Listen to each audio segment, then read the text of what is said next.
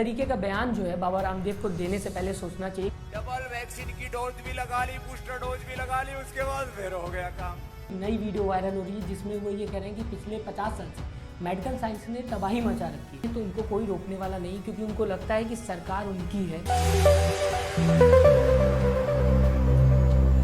नमस्कार, आप देख रहे हैं सोशल न्यूज़ और मैं आपके साथ मोहम्मद अकरम।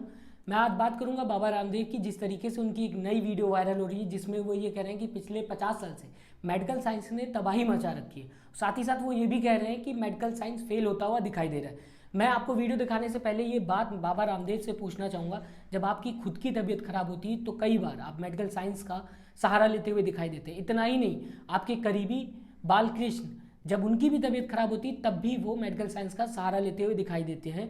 आप ये फोटो देखिए, इस फोटो में आप देख सकते हैं कि किस तरीके से बाबा रामदेव पूरी तरीके से डॉक्टरों से घिरे हुए दिखाई दे रहे हैं। इसके बाद भी जब आप इस तरीके के बयान देते हैं तो वो कहीं ना कहीं गलत लगता है, क्योंकि जब आप खुद उस चीज़ का सहारा ले रहे हैं तो आप उसका मजाक कैसे बना सकते हैं। आप ये वीडियो देखिए। डबल वैक्सीन की डोज भी लगा ली, बूस्टर डोज भी लगा ली, उसके बाद फिर हो गया काम।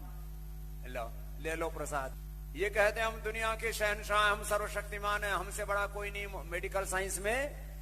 ये मेडिकल साइंस का फेलियर दिखा रहा है कि दुनिया वापस नेचुरल मेडिसिन की ओर लौटेगी। अभी मेडिकल साइंस जो है ये तो 200 साल भी नहीं हुए, 50 साल से इन्होंने पूरा तबाही मचा रखी पूरी दुनिया में। फिलहाल बाबा रामदेव इस तरीके का बयान शायद इसलिए देते हों क्योंकि उनको लगता है कि लोग जो है पतंजलि की तरफ घूमते हुए दिखाई देंगे इस तरीके के बयान देने के बाद, और शायद वो इसलिए भी कर रहे हों क्योंकि वो चाहते हैं कि पतंजलि को ज़्यादा अच्छे बेटर तरीके से प्रमोट किया जाए, और मेडिकल साइंस को जब नीचा किया जाएगा तो पतंजलि अपने आप ऊपर आते हुए दिखाई देगी। ऐसा बाबा रामदेव शायद सोचते होंगे, तभी वो इस तरीके के बयान देते हुए नजर आते हैं। लेकिन मेडिकल साइंस एक बहुत बड़ी देन है। मैं आपको बताना चाहूँगा, जब पूरा देश कोरोना से जूझ रहा था तो यही मेडिकल साइंस था जिसने पूरे देश को कोरोना से बाहर निकाला।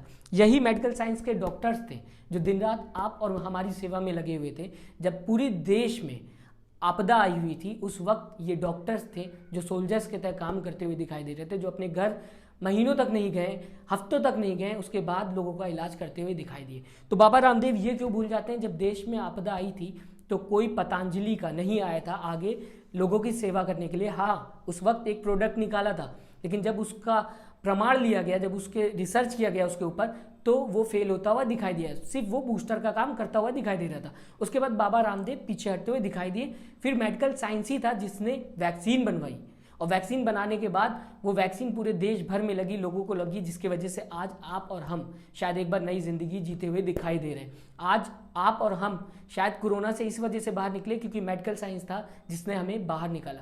उसके बाद मैं बाबा रामदेव पे अगर बात करूंगा, जब वो इस तरीके का बयान देते हैं तो उनको कोई रोकने वाला नहीं, क्योंकि उनको लगता है कि सरकार उनकी है, कोई उनको कुछ नहीं कहेगा। लेकिन आप सोचिए, जब ये मेडिकल साइंस के डॉक्टर्स अगर एक दिन के लिए भी प्रोटेस्ट में आ गए और आपके बयान को लेके हड़ताल पे आ गए तो क्या होगा पूरे देश का। एक दिन के लिए सारी सेवाएं, हेल्थ सेवाएं रुक जाएंगी और पूरे देश में कहीं ना कहीं आपदा आ जाएगी, क्योंकि कई लोग ऐसे हैं जो लगातार मेडिकल साइंस की वजह से आज सुधर रहे हैं, लगातार इलाज होता हुआ नजर आ रहा है, और कई लोग अपने घर वापस जाते हुए दिखाई दे रहे हैं। लेकिन जब एक दिन के लिए भी मेडिकल साइंस नहीं रहेगा तो सोचिए देश की क्या हालत होगी। ये बाबा रामदेव को सोचना चाहिए। मैं मानता हूँ आप बयान दीजिए, लेकिन ऐसा भी बयान ना दीजिए कि मेडिकल साइंस का मजाक उड़ता हुआ दिखाई दे रहा हो। इससे पहले भी बाबा रामदेव ने एक वीडियो बनाई थी जिसमें वो फर्श पे लेटे हुए थे। उस समय भी वो ये कहते हुए दिखाई दे रहे थे कि डॉक्टर टर टर, और कोरोना को लेके भी मजाक उड़ाया था। डबल वैक्सीन की डोज भी लगा ली, बूस्टर डोज भी लगा ली, उसके बाद फिर हो गया काम।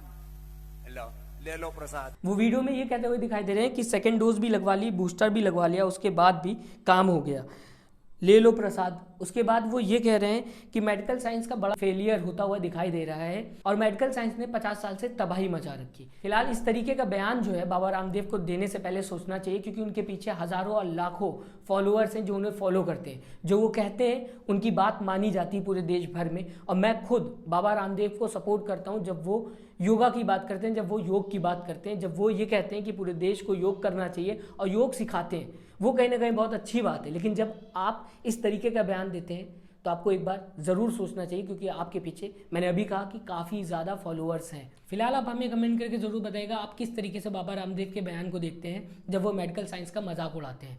आप हमें कमेंट करके ज़रूर बताइएगा क्या सच में मेडिकल साइंस फेल होता हुआ दिखाई दे रहा है। क्या आपको लगता है पिछले 50 साल से मेडिकल साइंस ने तबाही मचा रखी है, जैसा कि बाबा रामदेव बोल रहे हैं? अपना कमेंट जरूर दीजिएगा, और अभी तक अगर आपने हमारे चैनल को सब्सक्राइब नहीं किया है तो जरूर सब्सक्राइब करिएगा। बाकी की लेटेस्ट न्यूज़ देखने के लिए अपना ख्याल रखिएगा। नमस्कार। चैनल को लाइक, शेयर एंड सब्सक्राइब करें और बेल आइकन दबाना ना भूलें।